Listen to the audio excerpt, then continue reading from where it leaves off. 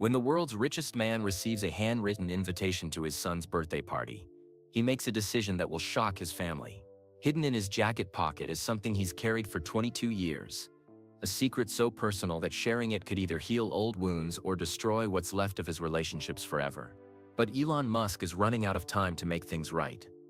3 weeks ago, doctors gave him news that changed everything. Now, as he drives toward his ex-wife's house in Los Angeles, he knows this might be his last chance to give his children the one gift they never knew they needed: the truth about the brother they lost, and the father they thought they understood. Some gifts are worth waiting for. Some secrets are too heavy to carry alone. And sometimes, the most surprising thing about a man who built rockets to reach the stars is discovering what finally brings him back down to earth. The rain drummed against the tall windows of Elon Musk's office in Austin, Texas. It was Thursday morning in March 2024. The drops made wavy lines down the glass. From his desk on the 15th floor, Elon could see the SpaceX factory below. Workers were building rockets that would carry people to Mars someday. But today, Elon wasn't thinking about Mars. He sat in his black leather chair, staring at his computer screen. The numbers looked good. Tesla was selling more cars than ever. SpaceX had just launched another satellite. Neuralink was making progress with brain chips. Everything was going according to plan. So why did he feel so empty? Maya Chen knocked on his door. She was his assistant. She had worked for him for 3 years now. Maya was always careful and organized. She never bothered him unless it was important. "Come in," Elon said. Maya walked in holding a small envelope. It was cream-colored and looked expensive. The kind of paper people used for weddings or fancy parties. "This came in the mail today," Maya said. She placed it on his desk. "It's addressed to you personally." Elon picked up the envelope. His name was written on the front in blue ink. The handwriting was neat and flowing. He knew that handwriting. He had seen it on grocery lists and love notes and birthday cards for their children. It was from Justine, his first wife, the mother of 5 of his children. They had been divorced for 16 years now, but he still recognized her writing immediately. Elon opened the envelope carefully. Inside was a simple card with a photo of a sunset on the front. He opened the card and read, "Dear Elon, Griffin is turning 20 on April 15th. We're having a party at my house in Los Angeles. Nothing fancy, just family and a few of his friends from college. I know you're busy changing the world, but if you can make time, it would mean a lot to him. It would mean a lot to all the kids. The party starts at 2 p.m. Hope to see you there. Justine. P.S. No cameras, please. Just family time." Elon read the card twice. Then he read it again. Griffin was their oldest son, well, technically their second son. But Elon tried not to think about that. He tried not to think about Nevada. When was the last time he had been to a birthday party? Not a work event or a fancy dinner. Just a real birthday party with cake and balloons and kids laughing. He couldn't remember. Maya was still standing by his desk. She looked worried. "Is everything okay?" she asked. Elon nodded, but he wasn't sure if it was true. "It's from my ex-wife. My son's birthday party." "That's nice," Maya said. "Are you going to go?" Elon didn't answer right away. He looked out the window again. The rain was getting harder. The workers in the factory looked like tiny ants from up here. "Maya," he said finally, "cancel my meetings for tomorrow." "All of them?" "Yes. I need to think about some things." Maya made a note on her tablet. "Should I reschedule them for next week?" "Maybe. I'll let you know." After Maya left, Elon sat alone in his office. The rain kept falling. He thought about Griffin, 20 years old, in college studying film. Smart kid, talented kid. But when was the last time they had really talked? Not about school or money or the future. Just talked like a father and son. Elon opened his desk drawer. Inside was a small black box. He had been carrying it around for 3 weeks now. Ever since the appointment in Houston. Ever since Dr. Martinez had used those terrible words. Brain tumor. Inoperable without significant risk. 6 months. Maybe less. Elon closed the drawer quickly. He wasn't ready to think about that yet. He picked up his phone and scrolled through his contacts until he found the number he was looking for. Dr. Sarah Kim at MD Anderson Cancer Center in Houston. She had given him her direct line. "Dr. Kim," the voice answered after 2 rings. "It's Elon Musk," he said. "We talked 3 weeks ago about my situation." "Of course, Mr. Musk. How are you feeling?" "The same. The headaches are still there. Sometimes I forget words." He paused. "Doctor, I have a question. If I were to have the surgery, how long would I be in recovery?" "It depends on how well it goes.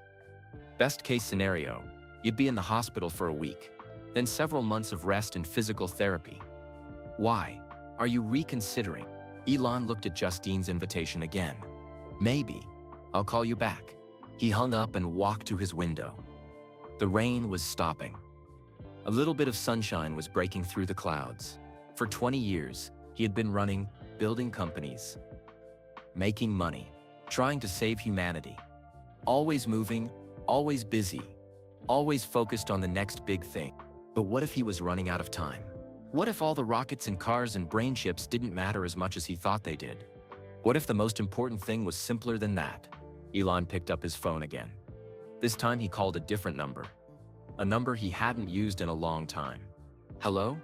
The voice was warm and familiar. "Justine, it's Elon. I got your invitation." There was a pause. Then, "Oh, hi. I wasn't sure you'd call. I want to come to Griffin's party." "Really?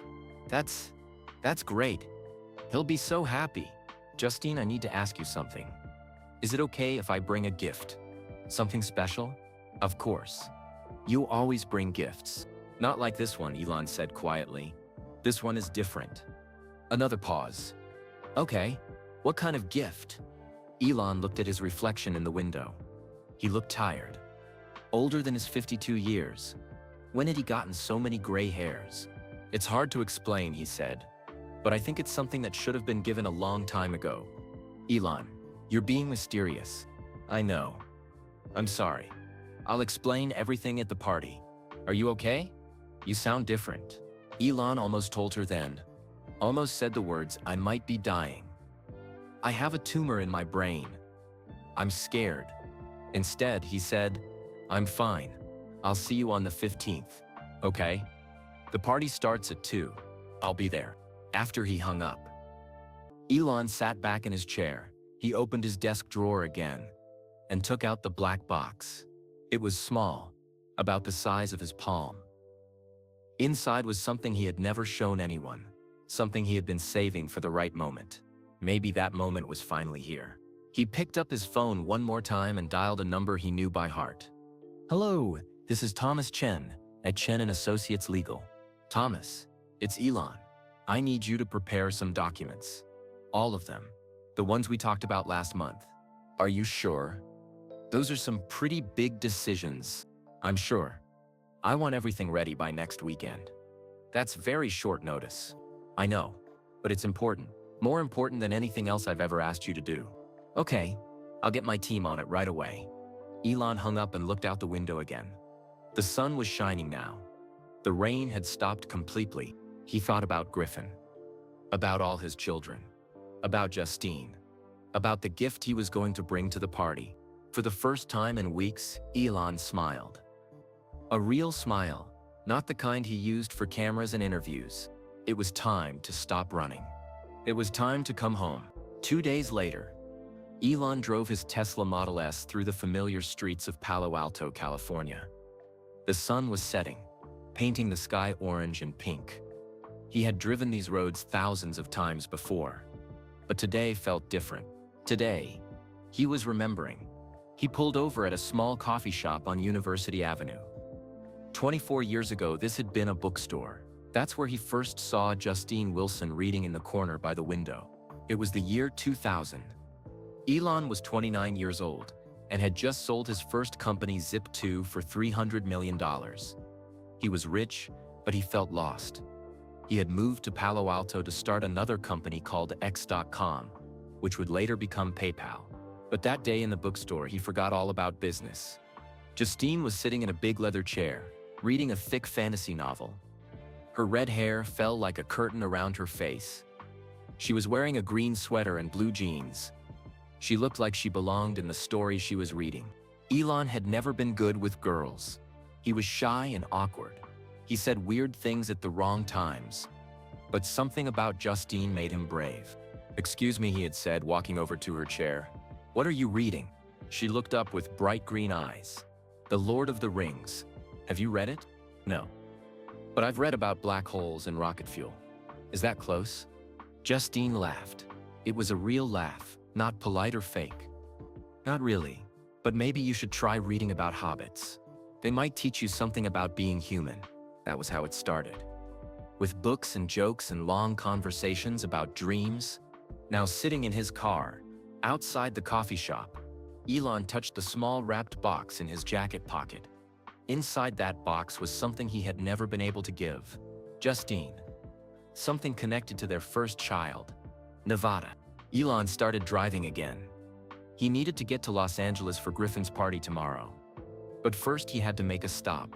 He drove south on Highway 101, thinking about how different things had been in the early days with Justine. They had been so young and full of hope. Justine wanted to write fantasy novels about brave heroes saving the world. Elon wanted to build rockets and electric cars to actually save the world. They got married in 2000 at Dornoch Cathedral in Scotland. It was the same face where Madonna had married Guy Ritchie. The wedding was small but perfect. Justine wore a simple white dress.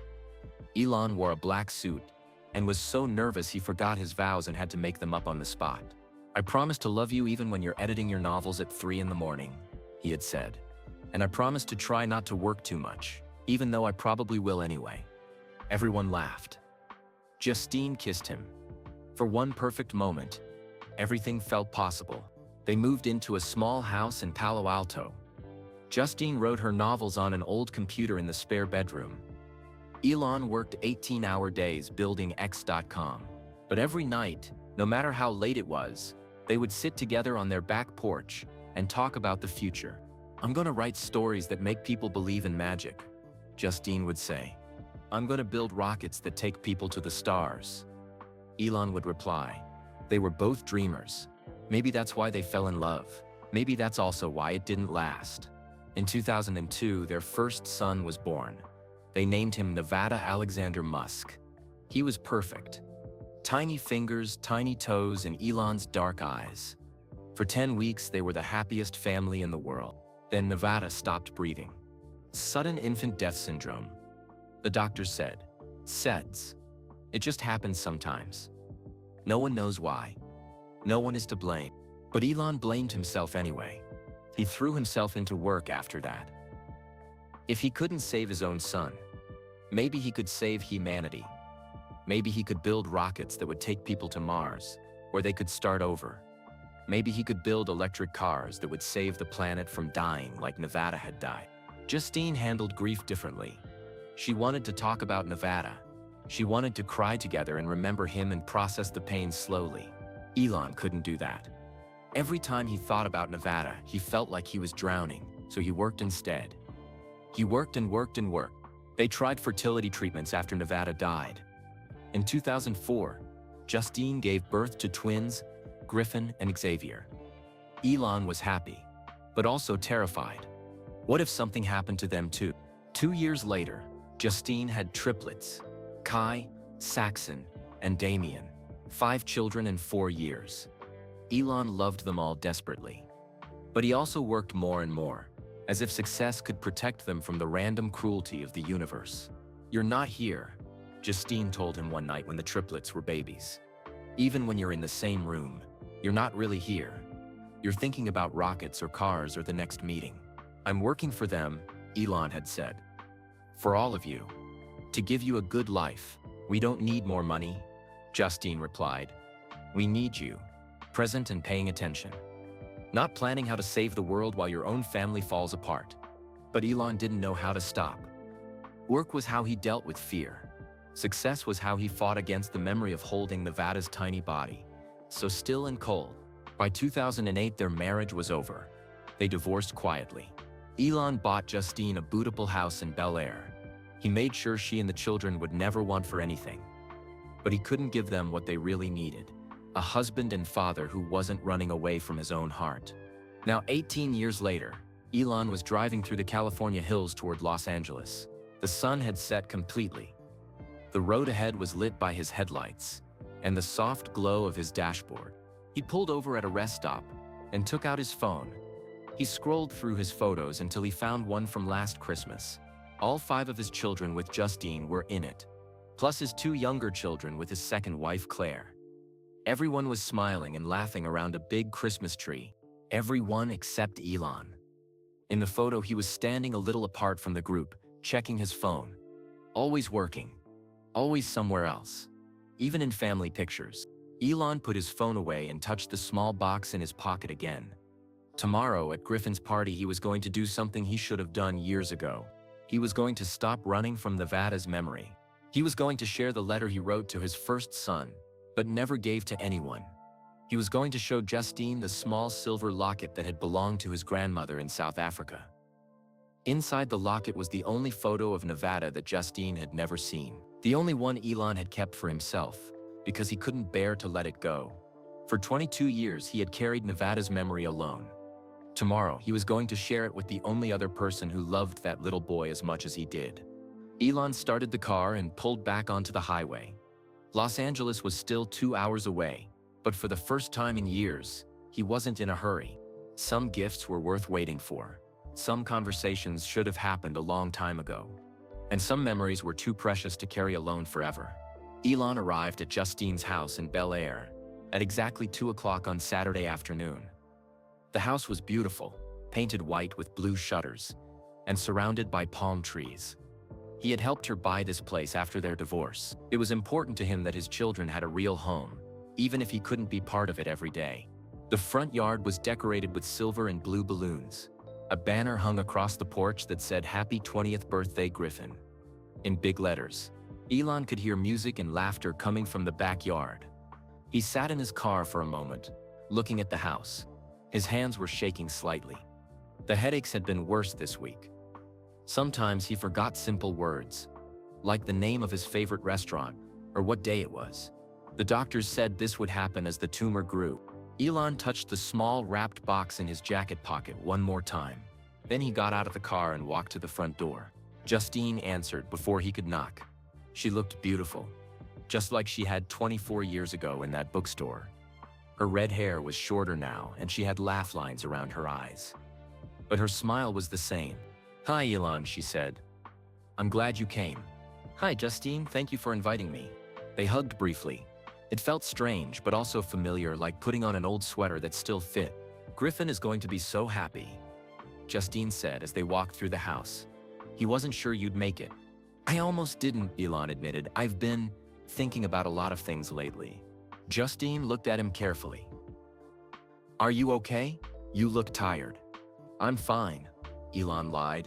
"Just busy with work." They walked through the kitchen and out to the backyard. The party was in full swing. About 30 people were there, mostly young adults around Griffin's age.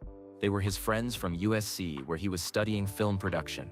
Griffin saw Elon immediately and ran over. He was tall now, almost as tall as Elon. He had Justine's green eyes and Elon's dark hair. When he smiled, he looked like both of his parents. "Dad, you made it." Griffin hugged Elon tight. "I can't believe you're actually here." "I wouldn't miss it," Elon said.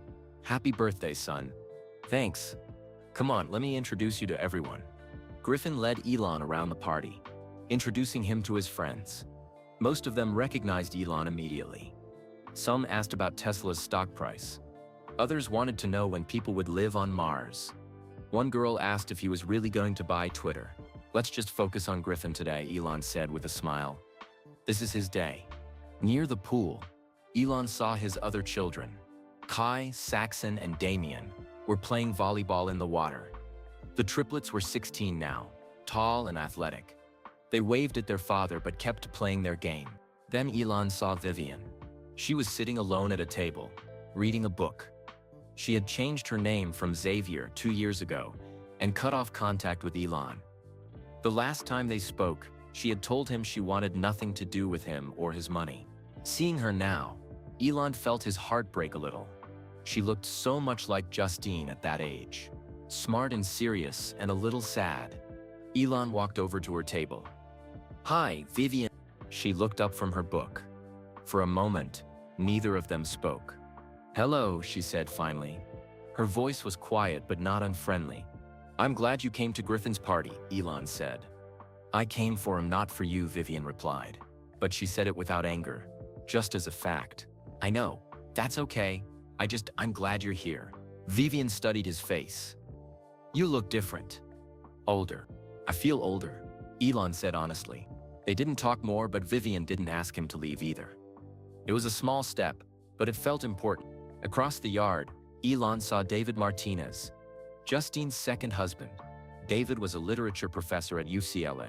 He was kind and smart and had been a good stepfather to Elon's children. Elon respected him, even though it sometimes hurt to see how easily David fit into the family. David walked over with a beer in his hand. Elon, good to see you. Thanks for being so good to the kids, Elon said. I know it's not always easy. They're great kids, David replied. Justine raised them well. We both did, Elon said quietly. David nodded. Yes, you did. As the afternoon went on, Elon found himself watching everything carefully. Griffin laughing with his friends. The triplets playing games. Even Vivian, who smiled once when Griffin told a funny story. This was what he had been missing all these years.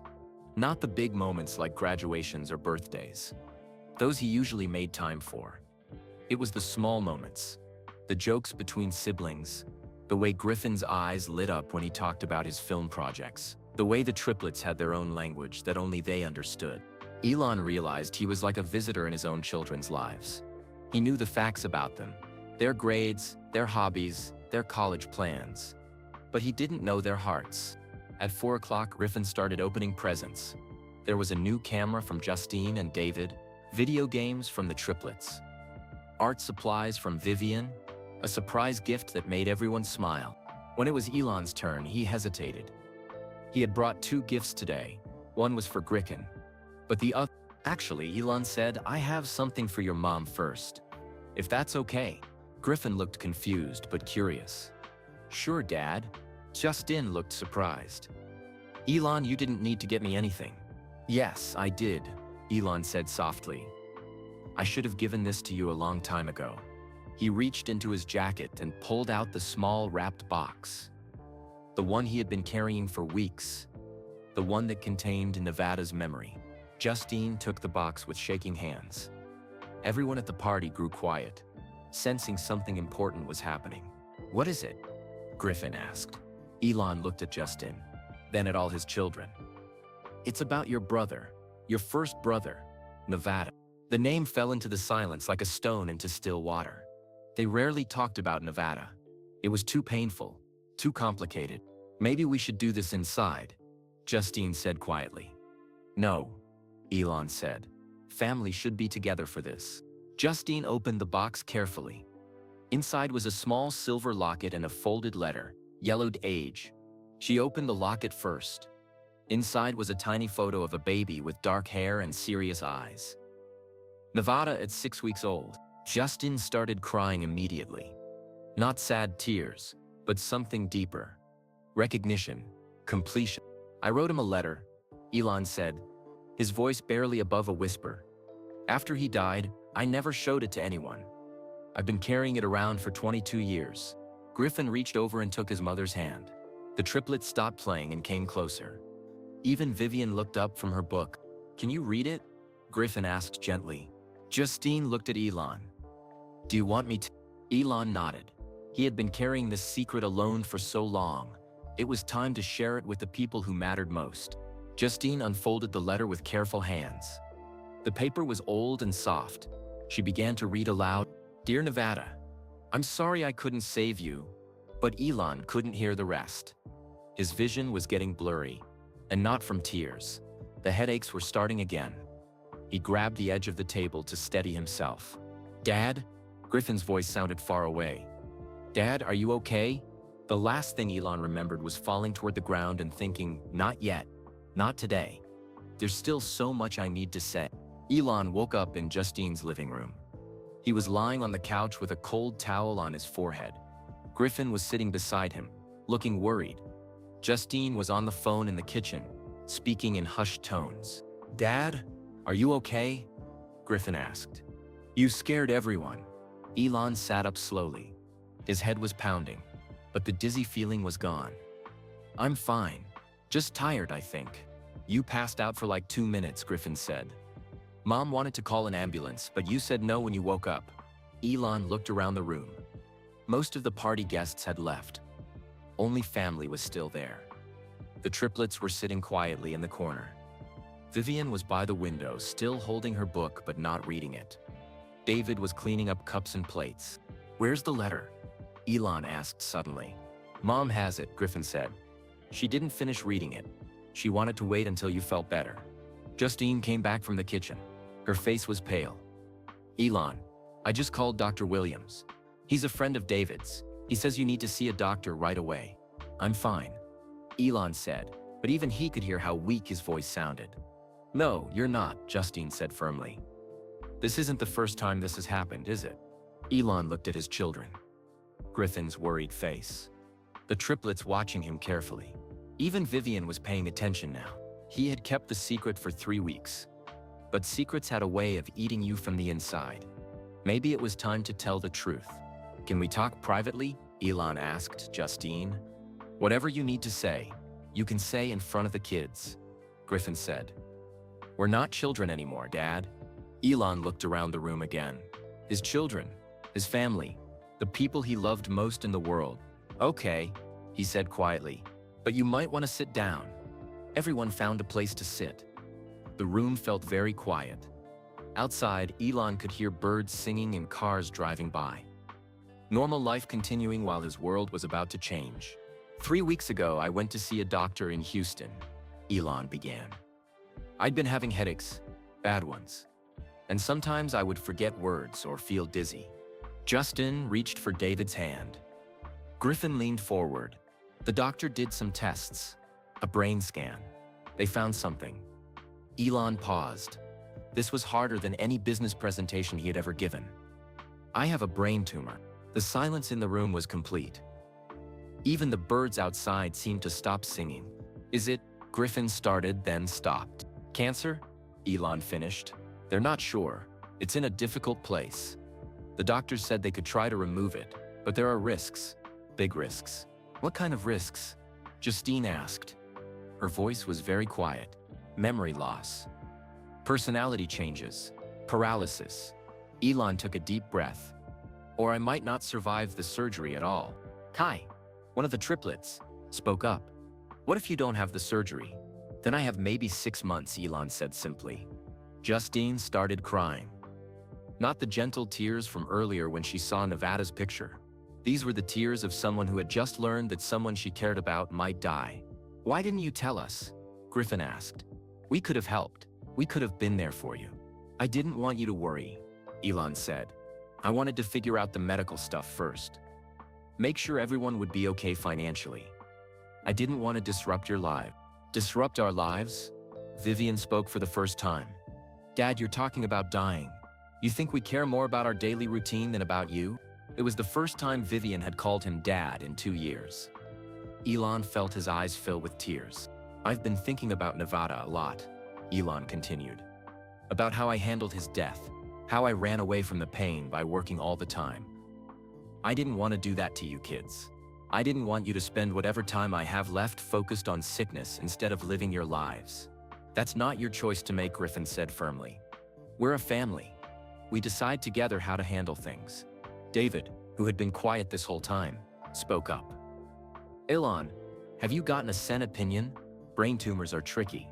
Sometimes what looks impossible at one hospital can be treated at another. Dr. Kim at MD Anderson is supposed to be one of the best," Elon said. "What does she recommend?" Justine asked. "Surgery. Soon. The tumor is growing. Every day we wait makes it more dangerous to remove." Griffin stood up and started pacing. "So we'll do the surgery. We'll get the best doctors, the best hospital. Money isn't an issue." "It's not about money," Elon said. "It's about the risks. What if I survive but I'm not me anymore? What if I can't remember your names? What if I can't speak or think clearly?" "Then we'll deal with that, Saxon," another triplet said quietly. We'll learn how to help you. Yeah, Damien, the third triplet, agreed. You helped us learn how to walk and talk and ride bikes. We can help you if you need to learn those things again. Elon looked at his sons.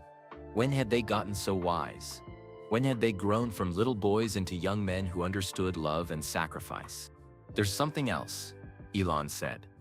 The reason I brought Nevada's letter today. The reason I've been thinking about him so much. He reached into his jacket pocket and pulled out another envelope. This one was thick and official looking. I've been working with my lawyer to set up a foundation, Elon said, in Nevada's name, to help families who lose babies and to fund research into SIDS prevention. He handed the envelope to Griffin. I want you to run it. When you're ready. When you finish school. Griffin opened the envelope and looked at the papers inside. His eyes got very wide. Dad, this is a lot of money. It's not about the money, Elon said. It's about doing something good with Nevada's memory. Something that might help other families so they don't have to go through what your mom and I went through. Justine was still crying, but she was smiling too. Elon, this is beautiful. Nevada would be proud. I should have done this years ago, Elon said. I should have dealt with losing him instead of just working all the time. I should have been a better father to all of you. You're here now, Vivian said softly. That's what matters. Griffin sat back down next to his father. Dad, I don't know how to run a foundation. I'm studying film, not charity work. You'll learn, Elon said, and you don't have to do it alone. Your mom can help. David can help. Even your brothers and sister can help when they're older. What about your companies? David asked. Tesla, SpaceX, all the rest? I've been thinking about that too, Elon said. Maybe it's time to step back. Let other people run the day-to-day operations. I've spent so much time trying to save humanity that I forgot to take care of my own family. Griffin took his father's hand. We'll get through this, Dad. Whatever happens with the surgery, we'll get through it together. Yeah, Saxon said. No more secrets. No more handling things alone. Promise? Kai asked. I promise, Elon said. For the first time in 3 weeks, since Dr. Kim had first said the words brain tumor, Elon felt a little bit of hope. Not about the medical stuff. That was still scary and uncertain. But about his family. About love. About the possibility that it wasn't too late to be the father he should have been all along. Can we read Nevada's letter now? Justine asked gently. Elon nodded. I think it's time. Justine picked up the yellowed paper again. This time when she started reading, Elon listened to every word. And for the first time in 22 years, he didn't run away from the pain of remembering his first son. Instead, he let himself feel it. And he let his family feel it with him. Justine held the letter carefully in her hands. The paper was soft and yellow from years of being folded and unfolded. She could see tear stains on it, old ones that had dried long ago. Are you sure you want me to read this out loud? She asked Elon gently. Elon nodded. He was sitting on the couch with Griffin beside him. The triplets had moved closer, sitting on the floor near his feet. Even Vivian had put down her book and was listening. David stood quietly by the kitchen door, giving the family space but staying close in case they needed him. Okay, Justine said. She took a deep breath and began to read.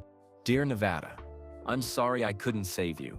I'm sorry I wasn't smart enough or fast enough or strong enough to keep you with us. Every night since you left, I lie awake thinking about what I could have done differently. Justine's voice broke a little. She paused and wiped her eyes. I know you were only with us for 10 weeks, but you changed everything. You made me want to be better. You made me want to build a world where no baby would ever have to leave too soon. Griffin was crying now too. So were the triplets. Even David had tears in his eyes. Justine continued reading. Your mom says I work too much. She's right. But every rocket I build, every car I design, every company I start, part of it is for you. I'm trying to make the world safer. I'm trying to solve problems so other families don't lose what we lost. Elon was staring at his hands. This was the hardest thing he had ever done, but also the most important. I wish I could have taught you things. How to throw a baseball. How to ride a bike. How to ask someone on a date. I wish I could have embarrassed you at your high school graduation and cried at your wedding. The triplets were holding on to each other now. Kai reached over and touched his father's arm. Instead, all I can do is remember your tiny fingers and the way you looked at me, like I was the most important person in the world. For 10 weeks, I was your dad. That's the best thing I've ever been. Justine's voice was barely above a whisper now. I love you, Nevada. I will always love you. And I promise to take care of your brothers and sister. I promise to try to be the father to them that I wanted to be to you. Your dad, Elon. The room was completely quiet when she finished reading. Everyone was crying. Even Vivian. After a moment, Griffin spoke. Dad, when did you write this? A month after the funeral, Elon said quietly. I was sitting in my office at 3 a.m, and I just needed to say something to him. I wrote it by hand and put it in that box. I've carried it with me ever since. Why didn't you show Mom before? Saxon asked. Elon looked at Justine. Because I was ashamed. I felt like I had failed as a father. Nevada died, and I couldn't fix it. I couldn't solve it like a math problem or an engineering challenge. He just left, and I didn't know how to live with that. So you worked instead, Justine said. It wasn't a question. I worked instead, Elon agreed. Every success felt like proof that I wasn't completely useless. Every achievement was a way to honor Nevada without having to feel the pain of missing him. Vivian spoke up from her chair by the window. Is that why you name all your companies weird names? Like Tesla and SpaceX and Neuralink? Elon looked surprised. What do you mean? Nevada, Vivian said simply. His initials were NAM, Nevada Alexander Musk. N is the 14th letter of the alphabet. A is the first. M is the 13th. Everyone stared at her. Even Elon looked confused. Tesla has 14 letters, if you count the spaces in Tesla Motors, Vivian continued. SpaceX was your first company after Nevada died.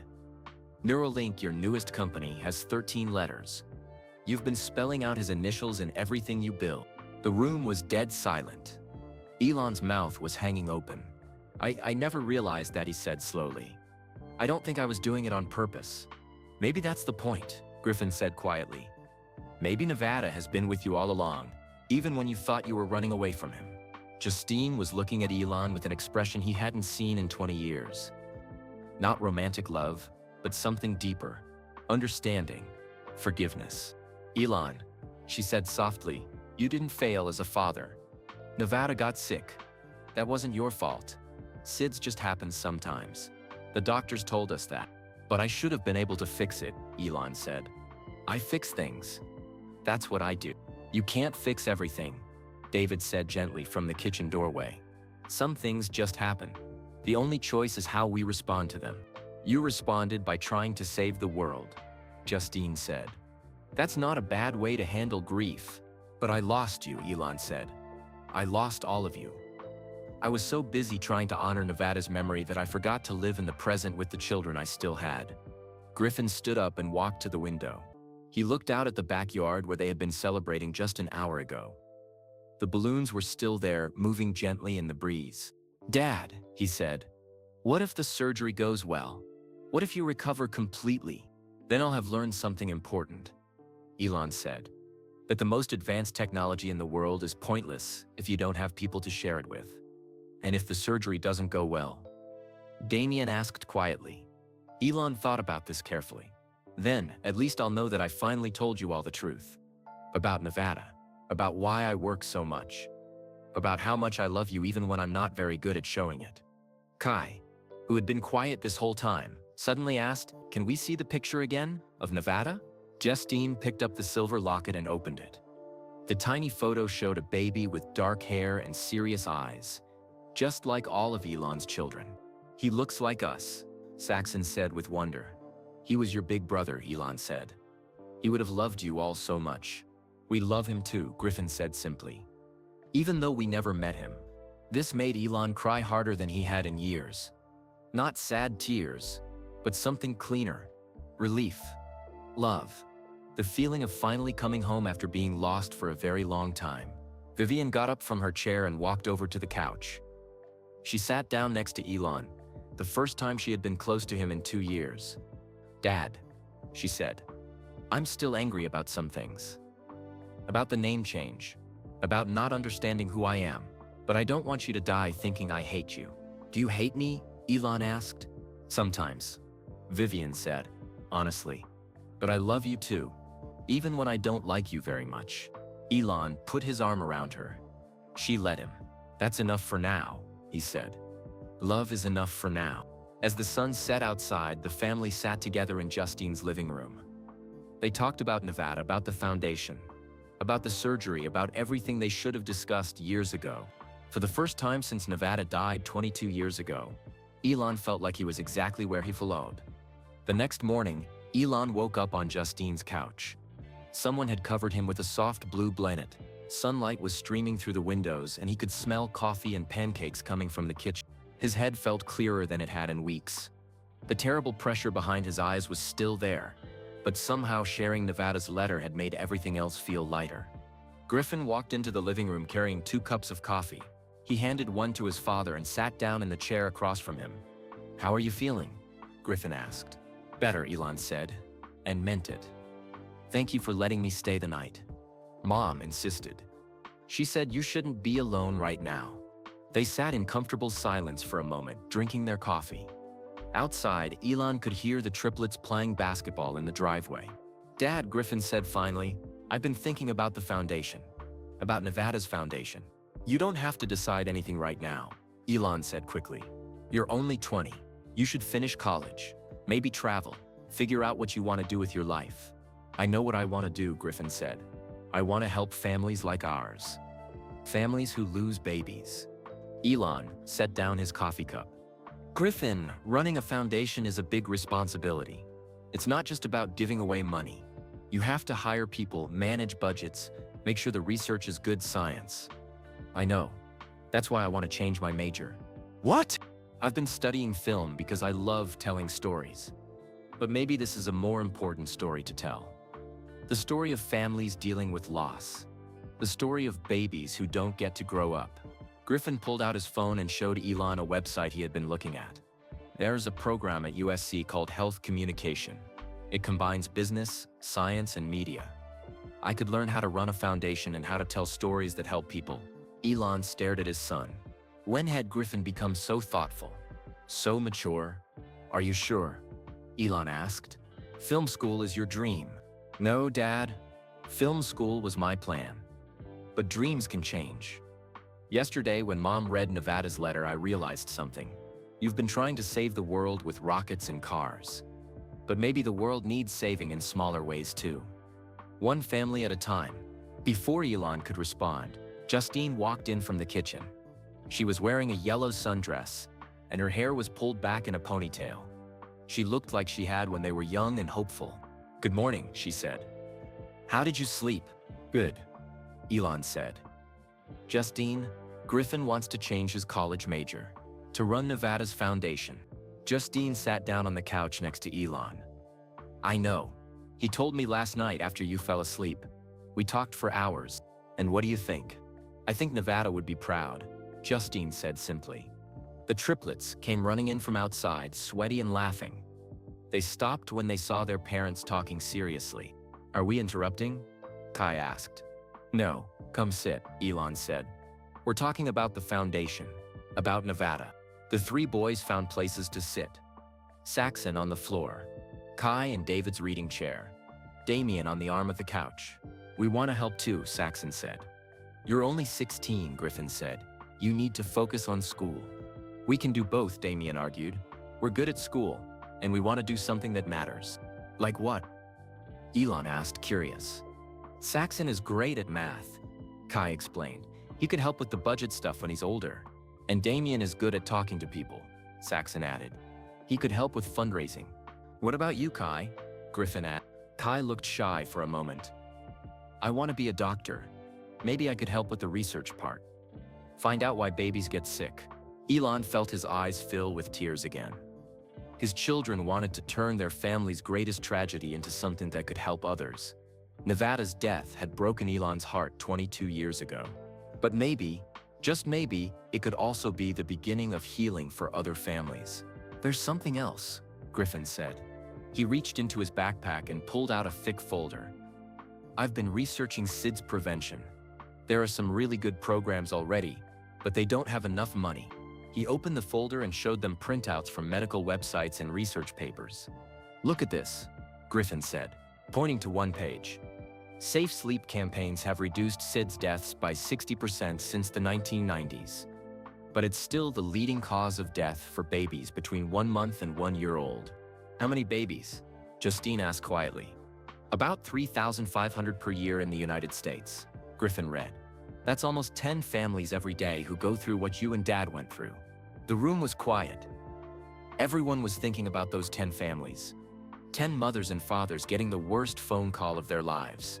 10 sets of grandparents and siblings trying to understand why. So what do we do? Elon asked.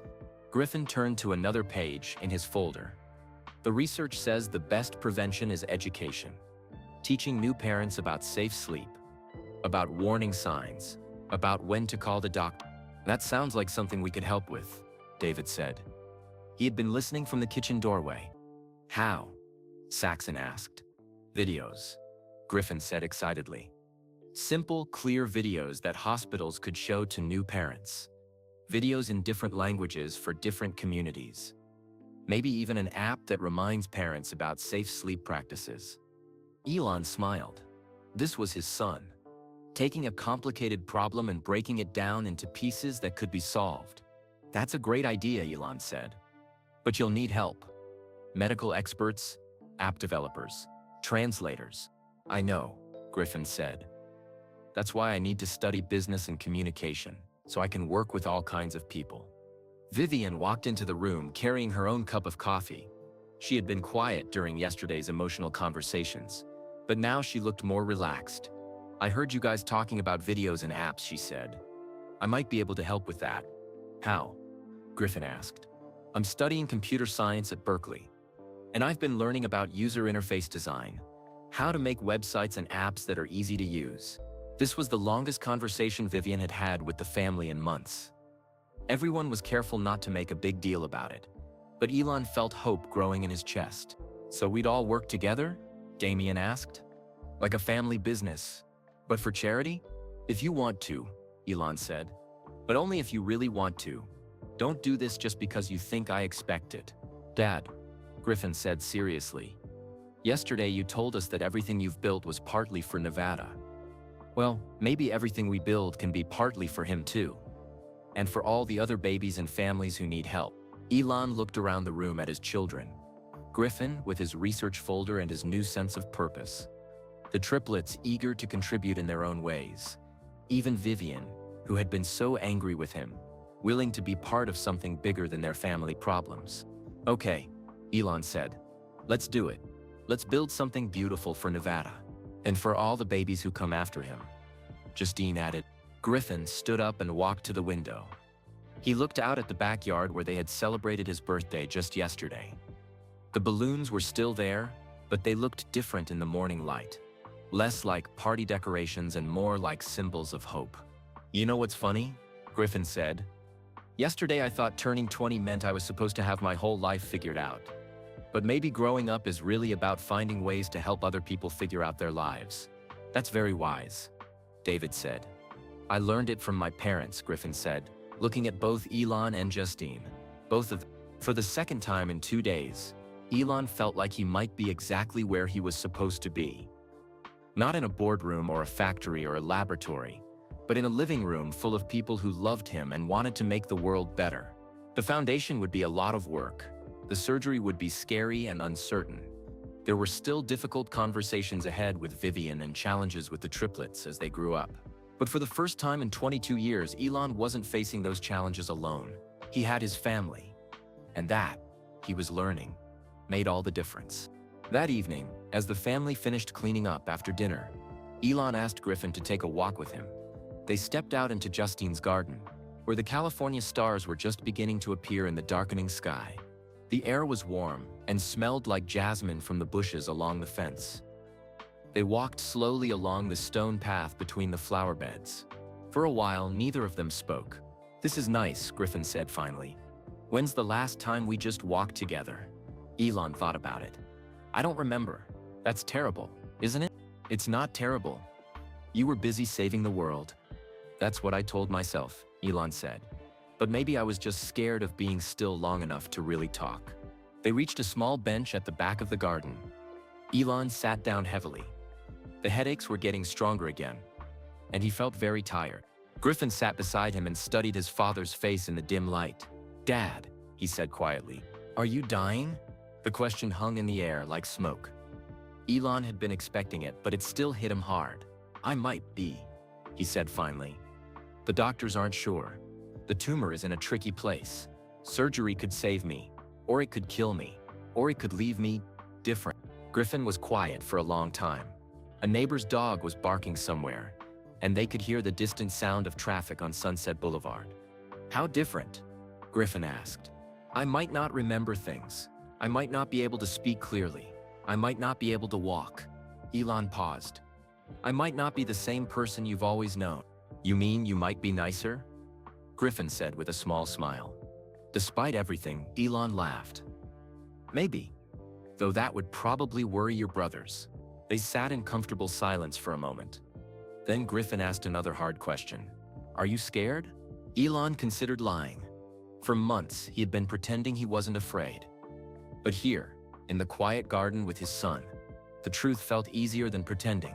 "Yes," he said, "I'm terrified. Of dying? Of dying before I get to really know you. All of you. I've spent so much time working that I feel like I missed your whole childhood. And now I might not get to see who you become as an adult." Griffin turned to face his father fully. "Dad, what if the surgery goes well? What if you recover completely? Then I'll have learned something important," Elon said. "That the most advanced technology in the world doesn't matter if you don't have people to share it with. And if it doesn't go well?" Elon looked up at the stars. Mars was visible tonight, a small red dot in the constellation Pisces. He had spent years planning to send people there. But suddenly, that seemed less important than this conversation with his son. "If it doesn't go well," he said slowly, "at least I'll know that I finally told you all the truth. About Nevada. About why I work so much. About how much I love you even when I'm not very good at showing it." Griffin was quiet again. Then he said something that surprised Elon. "The money, the foundation, the companies. None of that is the real gift, is it?" "What do you mean?" "You being here tonight.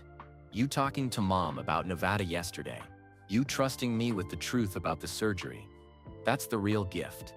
You're finally letting us be part of your life instead of just watching it from the sidelines." The words hit Elon like lightning. He had spent decades trying to provide for his family, to secure their future, to build companies that would make their lives better. But what they really wanted was much simpler. They wanted him to be present, to be honest, to let them love him back. "I thought being a good father meant giving you everything you could ever need," Elon said. "Maybe it does. But what we needed most was you. Not your money, or your achievements. Just you, sitting here talking to us like we matter more than your next meeting." Elon felt tears running down his cheeks. "You do matter more. You always have. I just didn't know how to show it." "You're showing it now," Griffin said gently. They talked until after midnight. Not about business or Mars or electric cars, but about Griffin's real dreams and fears. About the girl he liked at school, but was too nervous to ask out. About his worry that he wasn't smart enough to run a foundation. About his secret hope that maybe he could make documentary films about the families the foundation helped. "You could do both," Elon suggested. "Run the foundation and make films about it. Tell stories that help people understand why the work matters." "Really? You think I could handle both?" "Griffin, you're 20 years old and you spent one night researching SIDS prevention better than some of my engineers research rocket engines. I think you can handle anything you set your mind to." For the first time in the conversation, Griffin looked truly happy.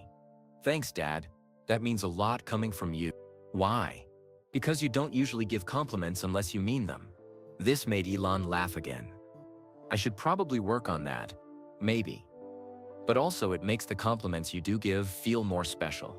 As they walked back toward the house, Griffin asked one more question. "Dad, if the surgery goes well, will you really step back from your companies?" Elon thought about this carefully. "Not completely. But yes, I want to spend more time with you kids. I want to be involved with the foundation. I want to have conversations like this more often. What if stepping back makes Tesla and SpaceX less successful? Then they'll be less successful, Elon said simply. I used to think those companies were my legacy. But now I realize my real legacy is you and your brothers and sister. The companies will survive without me running every detail. But you kids, you only get one childhood, one time growing up with your father. We're not kids anymore, Dad. No, you're not. But maybe I can still learn how to be a better father to the adults you're becoming. They reached the back door of the house. Through the window, they could see the rest of the family in the living room. Justine was reading a book. The triplets were playing a board game. Vivian was on her laptop, probably coding something. David was grading papers at the kitchen table. It looked like a normal family evening. The kind Elon had missed thousands of times because he was in meetings or traveling or working late. Griffin, he said as they stood on the back porch, can I ask you something? Of course. If something happens to me during the surgery, will you take care of your brothers and sister? Not financially. That's already taken care of. But emotionally, will you help them remember that they were loved? Griffin put his hand on his father's shoulder. Dad, nothing's gonna happen to you. You're too stubborn to die. But if it does, then yes, I'll take care of everyone. But I won't have to do it alone, will I? We'll all take care of each other. Elon pulled his son into a hug. A real hug, not the quick pats on the back he usually gave. Thank you, he whispered, for being patient with me. For growing up to be such a good person despite having me as a father. You're not that bad, Griffin said, hugging him back. You just needed to learn how to slow down long enough for us to catch up with you. They went inside together. The family looked up as they entered, and Elon saw something in their faces that he hadn't noticed before.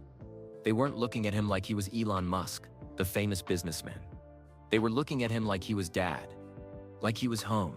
For the first time in his adult life, that felt like enough.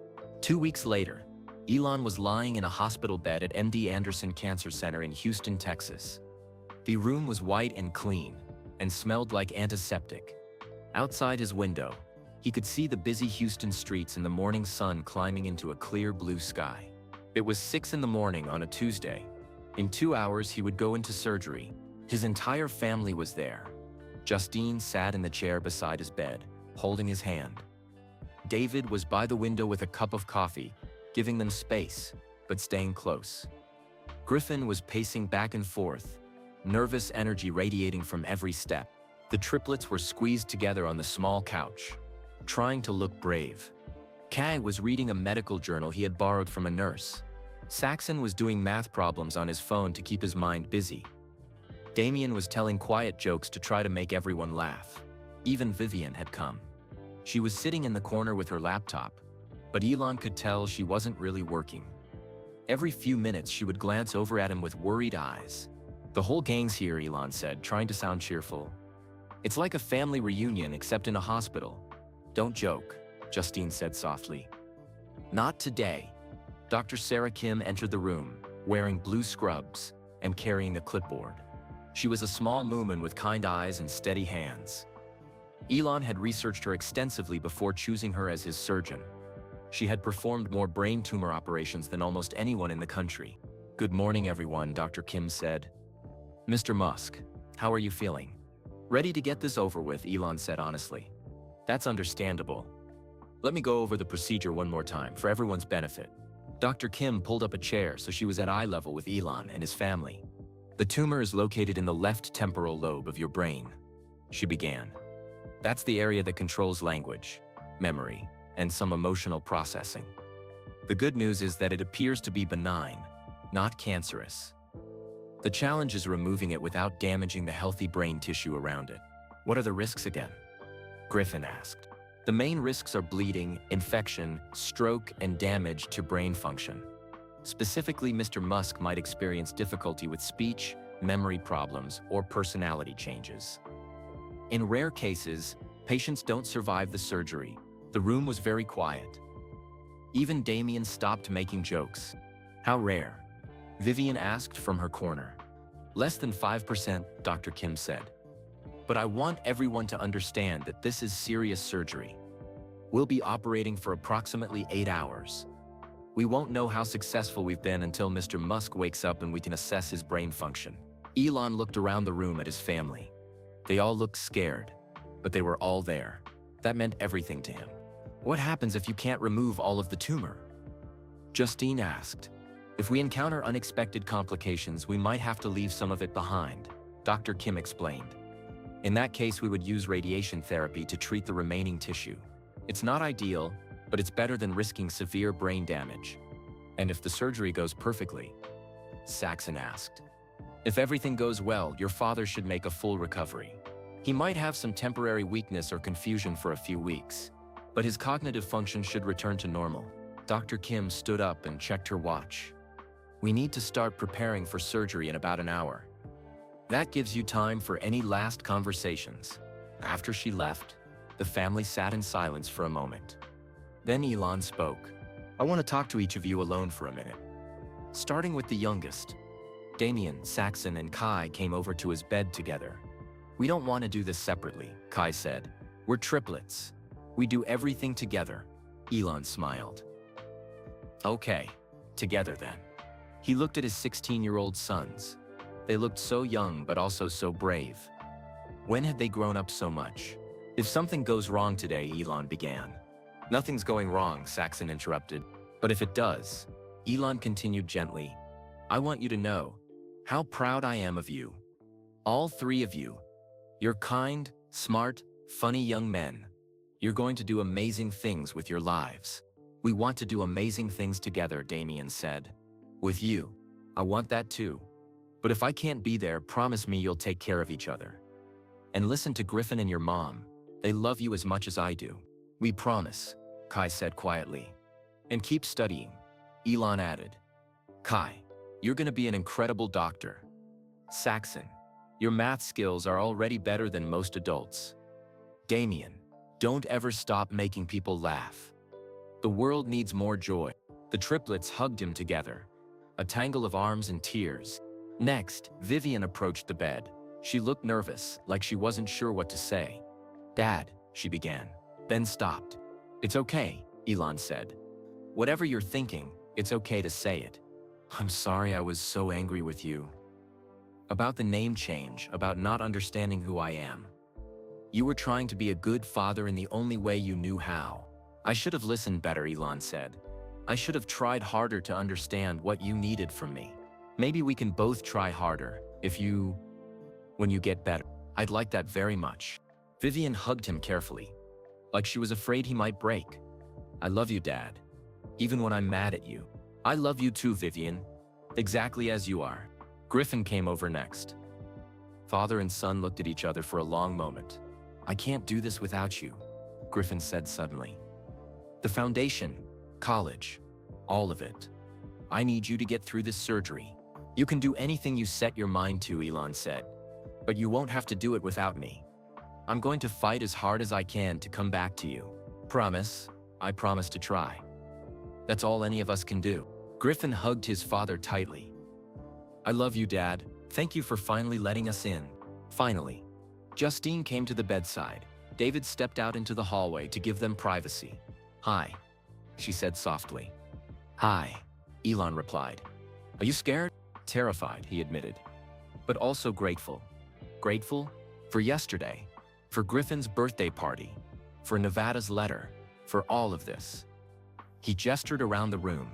6 months ago, if someone told me I might die, I would have spent my last weeks in meetings and on phone calls. Instead, I got to have real conversations with our children. I got to tell them I love them. That's not nothing. Justine was crying now. It's everything. If something happens to me, will you help them remember the good parts? Will you tell them that being their father was the best job I ever had, even if I wasn't very good at it for a long time? Nothing's going to happen to you, Justine said firmly. You're too stubborn to die, remember? Griffin was right about that. But if it does, then yes. I'll make sure they remember how much you love them, how proud you are of them, how much you changed in these last few weeks. A nurse knocked on the door. Mr. Musk, it's time. Elon looked around the room one more time. His family, his children, the people who mattered most in the world. They were all looking at him with love and hope and fear. I'll see you all soon, he said. As they wheeled him toward the operating room, Elon heard Griffin call out, "Dad, remember what you always say about rockets?" "What?" Elon called back. "Failure is not an option."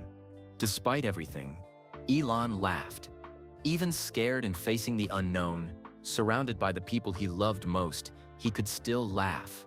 The operating room doors closed behind him, and everything went white. 3 months later, Elon was sitting in his home office in Austin, Texas. The surgery had been successful. Dr. Kim had managed to remove the entire tumor without damaging any critical brain tissue. But recovery had been slow and humbling. For the first week after surgery, Elon couldn't remember his children's names. He knew he loved them, but the words wouldn't come. By the second week, his memory started returning, but he spoke slowly and sometimes forgot simple words like coffee or Tuesday. Now, 12 weeks later, he was almost back to normal. Almost. He moved more carefully than before. He spoke more thoughtfully. And most importantly, he worked much less. Griffin knocked on his office door. "Dad, can I come in?" "Of course," Elon said, closing his laptop. These days, he always had time for his children. Griffin walked in carrying a thick folder and sat down in the chair across from his father's desk. He looked excited but also nervous. "I have something to show you," Griffin said. "About the foundation." Griffin had taken a semester off from USC to spend time with his father during recovery, but he hadn't been idle. While Elon was relearning how to walk steadily and speak clearly, Griffin had been working on plans for the Nevada Foundation. "What do you have?" Elon asked. Griffin opened the folder and spread papers across the desk. There were charts, budgets, research summaries, photographs. "I've been working with Dr. Martinez, David's friend, the one who wanted you to see a doctor after you collapsed at my party. He connected me with pediatric researchers at UCLA and Cedars-Sinai." Elon looked at the papers with growing amazement. Griffin had created a complete business plan for the foundation. Not just ideas, but real, detailed strategies with timelines and budgets. "Look at this," Griffin said, pointing to one chart. "We can fund 3 major research projects in the first year. One at Stanford studying the genetics of SIDS. One at Johns Hopkins developing better monitoring equipment for at-risk babies. And one at UCLA creating educational materials for new parents." "This is incredible work," Elon said. "When did you have time to do all this?" "While you were napping," Griffin said with a smile. "You sleep a lot more now than you used to." It was true. The surgery had changed Elon in subtle ways. He tired more easily. He needed more rest. But instead of feeling frustrated by these limitations, he had learned to accept them. Rest gave him time to think, to read, to spend quiet moments with his family. "Show me more," Elon said. Griffin turned to another section of his folder. "Vivian designed a website for us. And an app. Look." He showed Elon screenshots on his phone. The website was beautiful and simple. The app had gentle reminders for new parents about safe sleep practices, feeding schedules, and warning signs to watch for. "Vivian did this. She's been working on it for weeks. She says it's her way of honoring Nevada's memory." Elon felt tears in his eyes. His relationship with Vivian was still complicated, but she was slowly letting him back into her life. Small steps, careful conversations, mutual respect for the time they had lost. "There's more," Griffin continued. He pulled out a DVD case. "I made a short documentary about 3 families who lost babies to SIDS. With their permission, of course. It's only 15 minutes long, but it shows how education and support can help."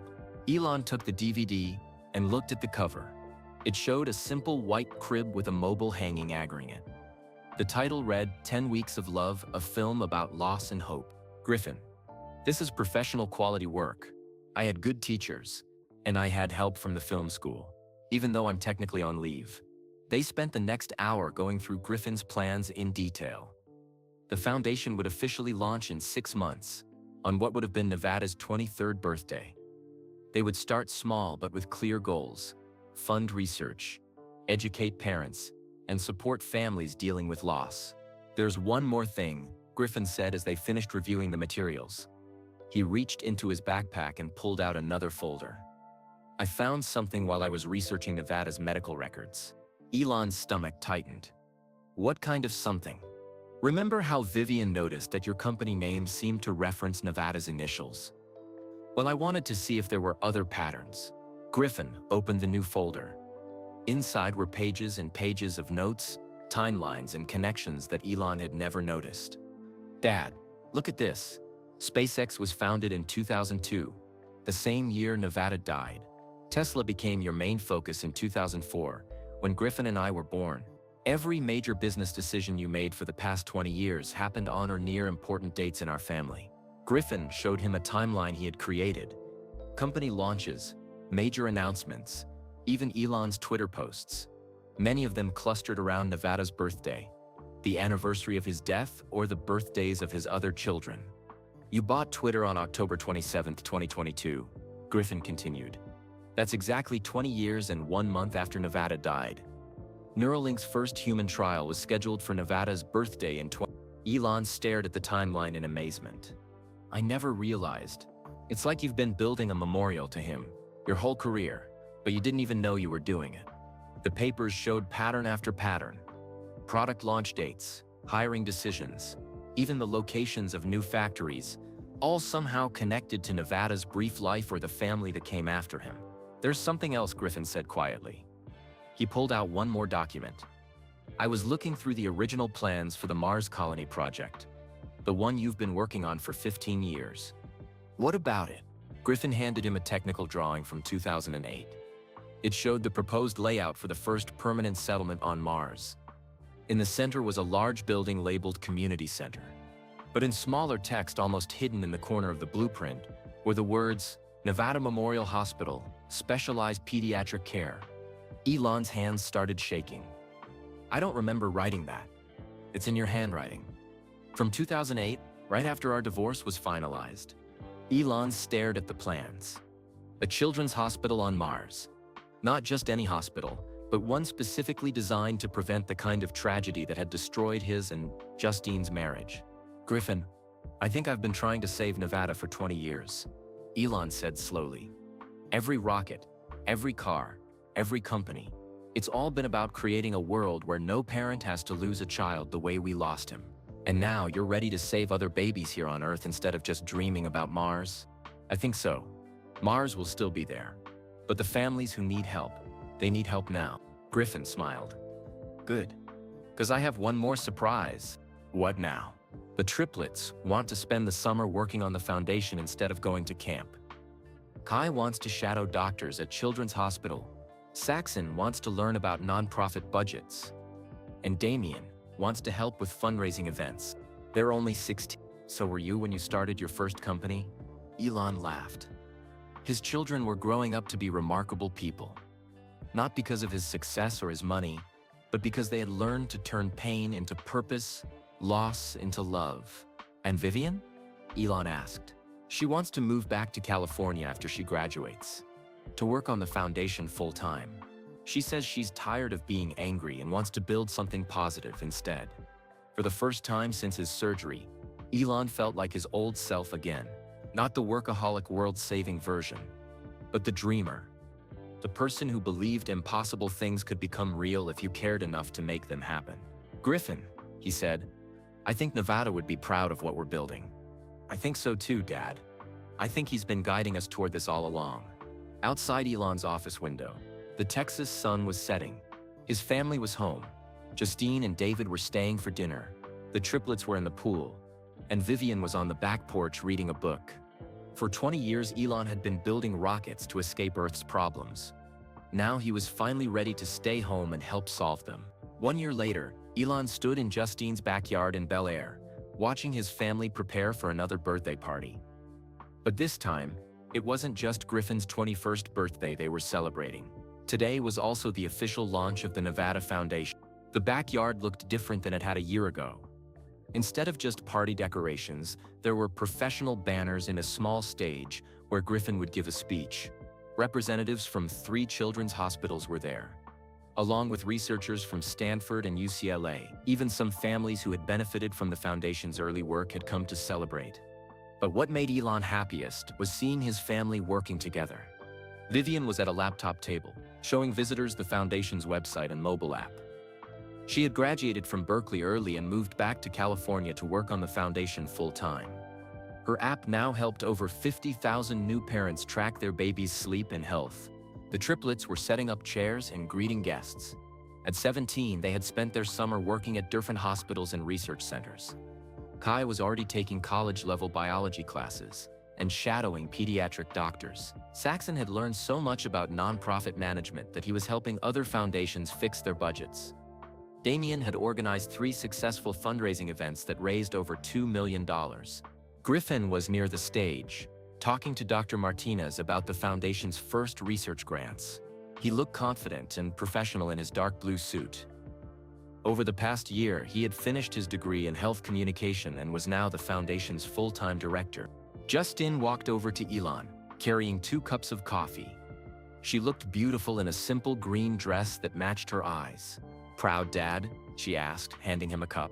"Very proud," Elon said. "Of all of them. Of you too." "Me? You raised incredible children." "Justine. Even when I was too busy to help much, you made sure they grew up to be kind and thoughtful people." Justine smiled. "We both did our part. You gave them ambition and big dreams. I tried to give them empathy and common sense." They stood together, watching their children work. It felt natural and comfortable, like they were partners again. Not romantic partners. That ship had sailed long ago. But parenting partners, united in their love for their family and their shared mission to honor Nevada's memory. David walked over with his own cup of coffee. Over the past year, he had become an important part of the foundation's work, using his connections in academia to help Griffin meet the right researchers and doctors. "The speech is about to start," David said. Griffin looks nervous. "He'll be fine," Elon said. "He's been practicing for weeks." Griffin stepped up to the small microphone on the stage. The crowd of about 100 people grew quiet. "Thank you all for coming today," Griffin began. His voice was steady and clear. "A year ago, my family was celebrating my 20th birthday when my father collapsed from a brain tumor. It was the scariest day of our lives, but it was also the day we finally started talking about my brother Nevada, who died 22 years ago when he was just 10 weeks old." Griffin paused and looked directly at Elon and Justine. "My parents handled Nevada's death differently. My dad threw himself into work, building companies that he hoped would make the world safer. My mom focused on raising the rest of us and making sure we knew we were loved. Both approaches came from the same place, a desire to honor Nevada's memory and protect other children." The crowd was completely silent, listening to every word. "Today, we're officially launching the Nevada Foundation, which will fund research into sudden infant death syndrome prevention, educate new parents about safe sleep practices, and support families dealing with infant loss. But this foundation isn't just about money or research. It's about turning our family's greatest tragedy into a source of hope for other families." Griffin held up a small silver locket, the same one Elon had given to Justine at the birthday party a year ago. "This locket contains the only photo my dad kept of Nevada. For 22 years, he carried it alone because he thought grief was something you had to handle by yourself. The Nevada Foundation exists because we learned that grief shared is grief that can heal, and healing shared is healing that can help others." Elon felt tears running down his cheeks. He wasn't embarrassed. Over the past year, he had learned that crying was just another way of saying that something mattered to you. Griffin continued his speech, announcing the foundation's first major grants: $5 million to Stanford for genetic research, $3 million to Johns Hopkins for better monitoring equipment, and $2 million to UCLA for educational programs. But he also announced something new. The Nevada Foundation will also provide direct support to families dealing with infant loss. We'll pay for counseling, support groups, and memorial services. Because sometimes the most important research is learning how to help people heal their hearts, not just their bodies. When Griffin finished speaking, the crowd applauded loudly, but what made Elon proudest was seeing his other children clapping the hardest. They were genuinely excited about their brother's work and proud to be part of something bigger than themselves. After the formal presentations, the party became more relaxed. Families shared stories, researchers discussed their projects, and Griffin's friends from college mixed with professors and doctors. It felt like a real celebration of life and hope. As the sun began to set, Elon found himself standing alone near the garden where he and Griffin had talked a year ago. He was thinking about how much had changed when Vivian walked over. "Dad," She said, "I wanted to thank you." "For what?" "For almost dying." Elon laughed, surprised. "That's a weird thing to thank someone for." "I know. But if you hadn't gotten sick, we might never have had all those conversations. I might never have learned about Nevada, or understood why you worked so much, or realized that you actually do love us even when you're not very good at showing it." "I'm still not very good at showing it," Elon admitted. "You're better. And anyway, love isn't just about showing it. It's about doing things that matter. Building this foundation with Griffin, stepping back from your companies to spend time with us, learning our friends' names. That's love too." Vivian hugged him, and Elon realized that their relationship had healed more than he had dared to hope. They still disagreed about some things, but they had learned to disagree with respect and love. "Vivian," he said, "I'm proud of the woman you've become. And I'm sorry it took me so long to tell you that." "It's okay, Dad. We both needed time to figure out who we were." As the party wound down and guests began to leave, the family gathered in the living room just like they had a year ago. But this time, instead of reading a letter full of old grief, they were planning new projects full of hope. Griffin pulled out his phone and showed them a video message that had come in that morning. It was from a mother in Phoenix, whose baby had been saved because she used the Foundation's app to recognize early warning signs of breathing problems. "We get messages like this every week now," Griffin said. "Families who say the education materials helped them, or parents who got support after losing a baby." "How many families have you helped so far?" Kai asked. "Directly, about 300 families have used our support services. Indirectly, the Safe Sleep Education has reached over 1 million new parents through hospitals and pediatrician offices." Saxon did quick math in his head. If even 1% of those families avoided a tragedy because of better education, that's 10,000 babies who are alive because of Nevada. The room was quiet as everyone thought about this. 10,000 families who didn't have to experience what Elon and Justine had gone through. 10,000 babies who would grow up to have first birthdays and learn to walk and maybe someday have children of their own. Nevada would be 23 today if he had lived. Justine said softly, "I think he would be proud of what his little brothers and sister are doing in his name." "I think so too," Elon said. "I think he's been watching over all of us this whole time." Griffin looked around the room at his family. "You know what's funny? Yesterday I thought turning 21 meant I was supposed to have my whole life figured out. But maybe growing up is really about finding ways to help other people figure out their lives." "That's very wise," David said, just like he had a year ago. "I learned it from my parents," Griffin replied, looking at both Elon and Justine. Both of them. As the family cleaned up after the party, Elon found a small note that Griffin had left for him on the kitchen counter. It wasn't profound or world-changing. It simply said, "Thank you for teaching me that the best gifts are the ones we give ourselves permission to receive. Love, Griffin." Elon smiled and put the note in his wallet, right next to the tiny photo of Nevada that he still carried everywhere. Sometimes the most surprising thing about a gift isn't what's inside the box, he thought. Sometimes it's discovering that the person giving it has finally learned how to accept what others has been trying to give them all along. Love, forgiveness, and the chance to be imperfect and still worthy of belonging to a family. Outside, the California stars were beginning to appear in the darkening sky. Somewhere among them was Mars, still waiting for humans to arrive. Someday, Elon thought, people would live there. Someday there might even be a children's hospital there. Just like he had planned. But tonight, he was exactly where he belonged. Home with his family, celebrating the gift of turning grief into hope and love into action. And that was the end of our story about Elon Musk and the gift that changed everything. Sometimes the most powerful surprises aren't the ones we give, but the ones we finally allow ourselves to receive. We'd love to know where you're listening from. Drop a comment and tell us your city or country. It's amazing to connect with people all around the world who believe in the power of family, healing, and second chances. If this story touched your heart, please give us a thumbs up and subscribe to our channel for more inspiring stories like this one. We share tales of hope, redemption, and the surprising ways that love can heal even the deepest wounds. And don't forget to share this video with your friends and family. In a world that often feels divided, stories like these remind us of what truly matters, and that it's never too late to come home to the people who love us. Thank you for listening, and remember, the best gifts are often the ones that can't be wrapped in a box. Until next time, Keep spreading kindness and awareness wherever you go.